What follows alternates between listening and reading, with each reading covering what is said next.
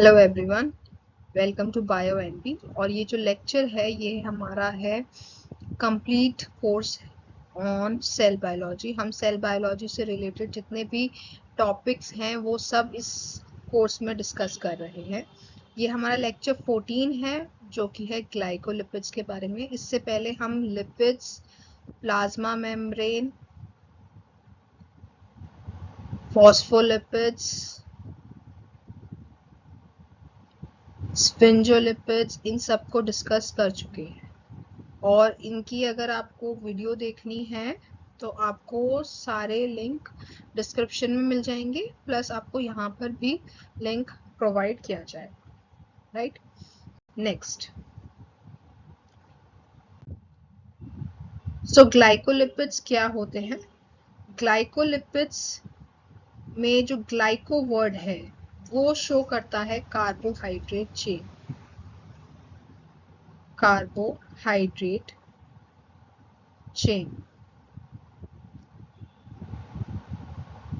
Carbohydrate chain attached होती है lipids से। लिपिड्स क्या होते हैं?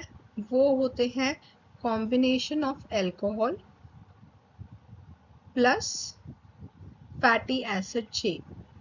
ठीक, उसे हम लिपिड्स कहेंगे। अल्कोहल ज्यादातर जो प्रेजेंट होते हैं वो होते हैं ग्लिसरॉल और स्फिंजोसिन।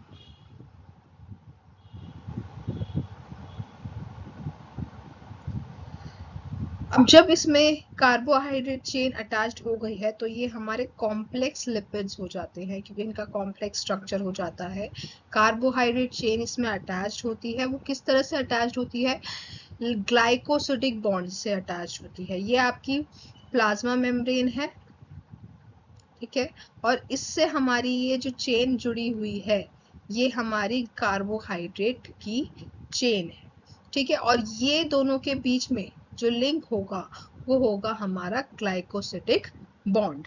और ये कोवेलेंट बॉन्ड है। कोवेलेंट बॉन्ड का मतलब है कि सबसे स्ट्रॉन्गेस्ट बॉन्ड है और यहाँ पर शेयरिंग हो रही है इलेक्ट्रॉन्स की, शेयरिंग हो रही है इलेक्ट्रॉन्स की। अच्छा, ये एक्स्ट्रा सेल्यूलर लीफलेट पे ही मिलेगा प्लाज्मा मेम्ब्रेन की। तो जो हमारी प्लाज्मा मेम्ब्रेन है ये हमारा सेल है, ये हमारी बाहर वाली लीफलेट है। राइट, तो ये जो प्लाज्मा मेम्ब्रेन हो गई, इसके बाहर ये जो आउटर लीफलेट है ये, इसके बाहर ही आपकी कार्बोहाइड्रेट चेन अटैच होगी, कभी भी इस साइड नहीं होगी। ये हमारी एक्स्ट्रा सेल्यूलर साइड है, यानी कि सेल के बाहर वाला, ठीक है। एक्स्ट्रा सेल्यूलर या फिर आप इसे आउटर भी बोल सकते हैं, ठीक है। इधर आपका साइटोप्लाज्मिक होता है, साइटोप्लाज्म होता है, इसलिए हम इसे साइटोप्लाज्मिक साइट बोलते हैं। साइटोप्लाज्मिक या फिर आप इसे इनर लीफलेट बोल सकते हो। ये आपकी लीफलेट क्या है? ये वाली पार्ट इनर लीफलेट, और ये आपका एक्सटर्नल लीफलेट या फिर एक्स्ट्रा सेल्यूलर लीफलेट। इस पर ही आपके कार्बोहाइड्रेट चेन अटैच्ड होगी। ऐसा क्यों है कि हमेशा बाहर ही होगी? क्योंकि जो कार्बोहाइड्रेट चेन का काम है वो ये है कि वो दूसरे सेल से बात करने का काम करता है। मान लीजिए एक सेल है और इसके ऊपर दूसरी कार्बोहाइड्रेट चेन है, तो ये कार्बोहाइड्रेट चेन इस वाली कार्बोहाइड्रेट चेन को रिकॉग्नाइज करेगी, पहचानेगी और इससे इंटरेक्ट करेगी। अगर इसे कोई कम्युनिकेशन बनाना है तो इसकी तरह ही ये काम करेगा। एक तरह से ये एंटीना का काम करती है, जो कि दूसरे सेल को या बाहर के एनवायरनमेंट को इंटरेक्ट करने के लिए यूज की जाती है। देखिए, इसका जो फंक्शन है, जैसा मैंने आपको बताया, सेल मेम्ब्रेन को स्टेबल रखना, और ये रिकॉग्निशन साइट की तरह काम करते हैं, जिससे सेल टू सेल इंटरेक्शन हो सकता है। कितने टाइप के ग्लाइकोलिपिड्स हो सकते हैं? ग्लाइकोलिपिड्स आपके दो टाइप के हो सकते हैं। एक तो है ग्लिसरोग्लाइकोलिपिड्स और एक है आपके स्फिंजोग्लाइकोलिपिड्स। ग्लिसरोग्लाइकोलिपिड्स में अल्कोहल आपका ग्लिसरॉल होगा, और स्फिंजोसिन ग्लाइकोलिपिड्स में, स्फिंजोग्लाइकोलिपिड्स में आपका अल्कोहल होगा स्फिंजोसिन।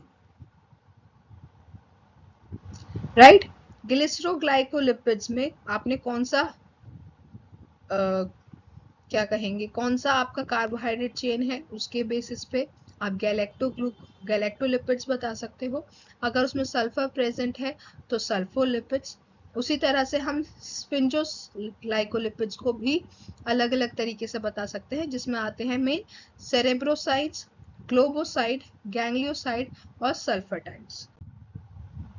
तो सबसे पहले हम बात करते हैं ग्लिसरोग्लाइकोलिपिड्स की। ग्लिसरोग्लाइकोलिपिड्स में ग्लिसरॉल बैकबोन होनी जरूरी है। ये है हमारी ग्लिसरॉल की बैकबोन। ग्लिसरॉल में हमारा जो बाहर, मैंने कहा ये एक अल्कोहल है, तो आपके OH ग्रुप प्रेजेंट होंगे। OH ग्रुप से ही जो हमारे 3 OH ग्रुप है, इन्हीं पर हमारे दूसरे मॉलिक्यूल आकर अटैच्ड होते हैं, और ये एक से ज्यादा फैटी एसिड चेन से जुड़ा होगा, और एक शुगर मॉइटी होनी जरूरी है। एक शुगर मॉलिक्यूल तो होना ही चाहिए, तभी हम इसको ग्लाइकोलिपिड बोलेंगे। तो ग्लिसरोग्लाइकोलिपिड 2 टाइप के होंगे, गैलेक्टोलिपिड्स एंड सल्फोलिपिड्स। गैलेक्टोलिपिड्स में जो आपका शुगर है वो कौन सा है, गैलेक्टोज है, राइट, गैलेक्टोज प्रेजेंट है। और जो सल्फोलिपिड्स हैं उसमें गैलेक्टोज तो प्रेजेंट है ही, प्लस एक सल्फर का मॉलिक्यूल भी प्रेजेंट है, इसलिए हम इसको सल्फोलिपिड्स बोलेंगे। ठीक, नाउ स्फिंजोग्लाइकोलिपिड्स, जैसे कि हमने बात करी कि इसमें स्फिंजोसिन बेस है, ग्लिसरॉल प्रेजेंट नहीं है, स्फिंजोसिन प्रेजेंट है। स्फिंजोसिन आपका अटैच्ड हो जाता है आपका फैटी एसिड चेन से।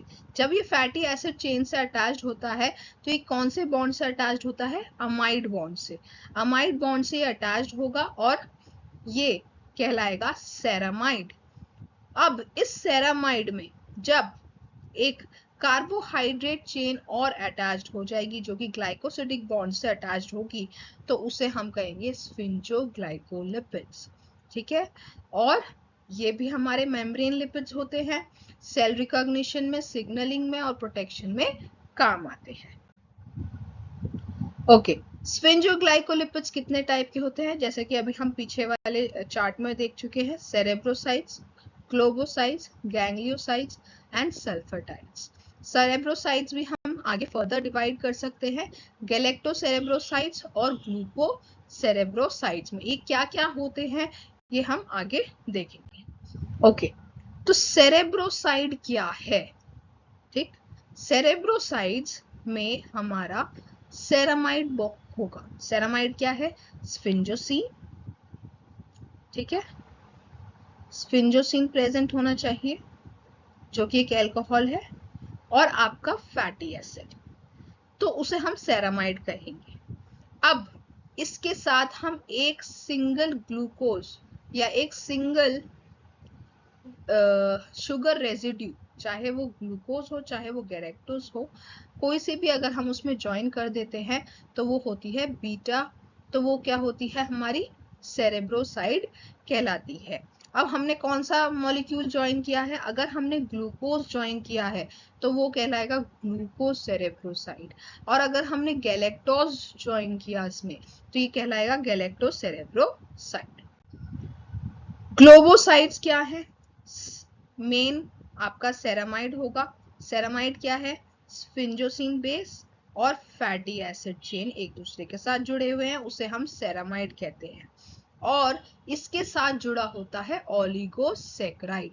अभी तक हम ग्लूकोज की बात कर रहे थे, गैलेक्टोज की बात कर रहे थे, ये क्या है, सिंगल यूनिट ग्लूकोज है, सिंगल यूनिट शुगर मॉलिक्यूल्स है, पर हम अब बात कर रहे हैं 2 से ज्यादा मॉलिक्यूल जो होंगे शुगर के, बहुत बड़ी चेन अगर इसके साथ जुड़ी होगी, ये 2 से ज्यादा और 10 से कम, तो हम उसे कहते हैं ओलिगोसेक्राइड।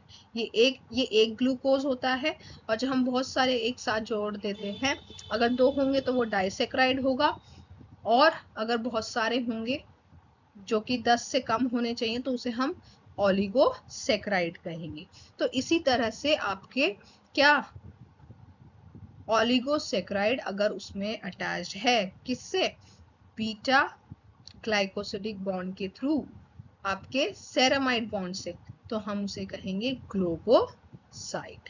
ठीक है, इसमें जो शुगर है ज्यादातर कौन से, ग्लूकोज हो सकता है, ग्लूकोज की चेन हो सकती है, गैलेक्टोज की चेन हो सकती है, या फिर एन एसिटाइल गैलेक्टोजमीन की चेन हो सकती है, वो क्या कहलाएंगे, glucoside. Next is ganglioside. Ganglioside क्या है, आपका सेरामाइड बैकबोन होगी यानी कि स्फिंजोसिन बेस और फैटी एसिड चेन, ये दोनों एक साथ अटैच्ड होंगे अमाइड बॉन्ड से, और इनके साथ साथ आपका ओलिगोसेक्राइड चेन जुड़ा होगा, पर एक आपका सियालिक एसिड भी प्रेजेंट होगा।